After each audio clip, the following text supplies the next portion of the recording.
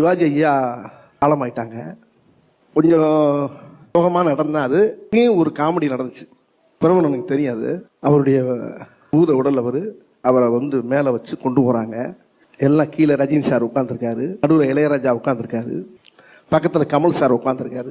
கூட்டம் போய்கிட்டு இருக்கு. அந்த வண்டியில் மனோரமாச்சு நான் ஒரு கும்பல்லாம் உட்காந்து நின்றுக்கிட்டு இருக்கோம். கீழே ஒருத்தன் அழகா ஒரு குவார்டரை ஓப்பன் பண்ணுறான். உடச்சு ஊற்றுனான். அப்படியே ராவா கட்ட கட்ட கட்ட கட்டன்னு ஊற்றுனான். ஊற்றிட்டு இருந்தது ஒரே ஒரு நடிகை, அவனையும் கொண்டுட்டீங்களடா அப்படின்னா. யாருக்குமே ஒன்றும் புரியல. கொன்னுட்டமா?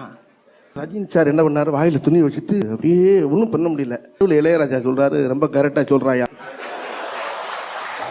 நேரம் அங்க வந்த ஆனந்தராஜ் நானும் நின்றுக்கிருந்தோம். ஏய் ஆனந்தராஜ், கொன்னுட்டு இல்ல அப்படின்னா.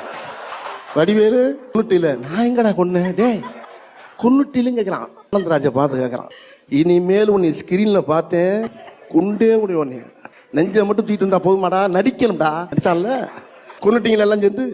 ஆடு வரைக்கும் இந்த பையில ஒரு ஆப்பு வச்சிருக்காங்கடா, ஊத்திக்கிட்டே வர்றான். அம்மா சொல்றாங்க, அவனை போச்சுடா, சுத்தி 40 கேமரா வச்சிருக்காங்க. எனக்கு சிரிப்பு வந்துடும்டா. சிரிப்பு வந்துருச்சு எல்லாருக்கும். எல்லாரும் ரஜினி சிரிக்கிறாரு, எல்லாம் ஒன்றும் செய்ய முடியல. ருகாடு வரைக்கும் அவன் சொல்லிக்கிட்டே வர்றான். எல்லா பேரையும் கொலைகாரன் ஆகிட்டானே.